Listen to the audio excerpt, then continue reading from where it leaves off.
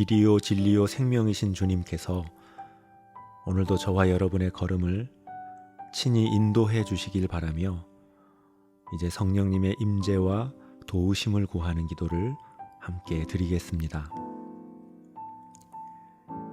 보혜사이신 성령님, 오늘도 저희에게 임하여 주셔서 저희들이 하나님의 말씀으로 하루를 시작하게 하옵소서. 그 말씀이 저희를 치유해 주시고 동행해 주심을 경험하게 하옵소서. 예수님의 이름으로 기도드립니다. 아멘. 이제 하나님께서 오늘 우리에게 주신 말씀을 읽겠습니다. 먼저 잠언 16장 9절의 말씀입니다. 사람의 마음이 자기의 앞길을 생각해내지만 주님께서 단독으로 그 발걸음을 인도하신다. 이제 고린도후서 3장 5절의 말씀입니다. 우리가 이런 일을 할 수 있는 능력이 우리에게서 났다고 생각하지 않습니다. 우리의 능력은 하나님에게서 납니다. 순서를 바꾸어 다시 한번 읽겠습니다. 우리가 이런 일을 할 수 있는 능력이 우리에게서 났다고 생각하지 않습니다. 우리의 능력은 하나님에게서 납니다. 사람의 마음이 자기의 앞길을 생각해내지만 주님께서 단독으로 그 발걸음을 인도하신다. 현대 심리학이나 교육학에서는 미숙한 사람과 성숙한 사람의 차이를 자율성이나 독립성의 문제라고 이야기합니다.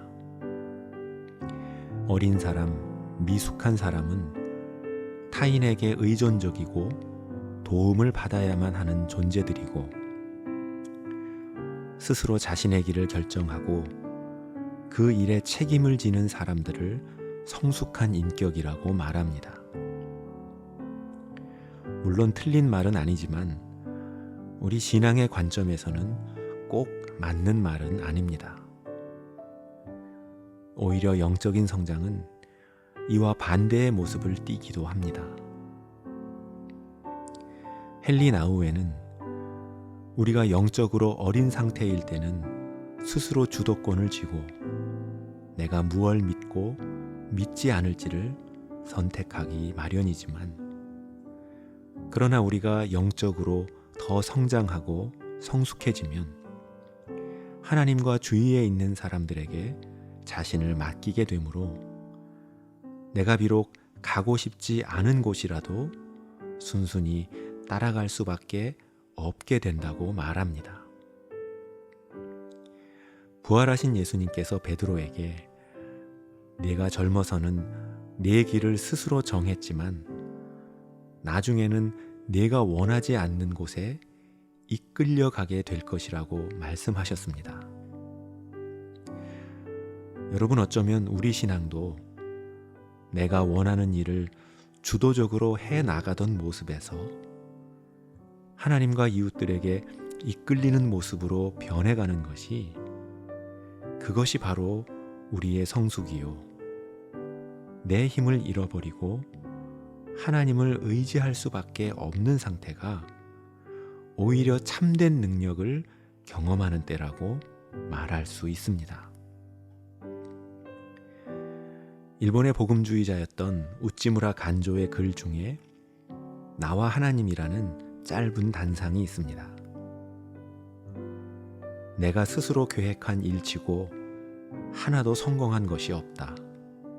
하지만 하나님께서 나에게 명하시고 내가 그렇게 믿으면서 한 일은 모두 이루어졌다. 내가 스스로 얻은 친구치고 내게 끝까지 충성했던 자는 아무도 없었다. 그러나 내가 구하지 않았는데도 나를 찾아온 친구, 곧 하나님이 내게 붙여주신 친구는 나의 영원한 친구다. 내가 스스로 지은 시치고 세상에 위로를 안겨준 것은 없었다. 그러나 나도 모르는 새 내 마음에서 떠오른 시, 이야말로 하나님이 주신 영감이라고 믿고 쓴 시는 능히 백성들을 위로하고 가난한 자를 달래는 아름다운 글이었다 라고 말합니다. 그러면서 그는 다시는 스스로의 힘으로 살지 않겠다고 다짐합니다.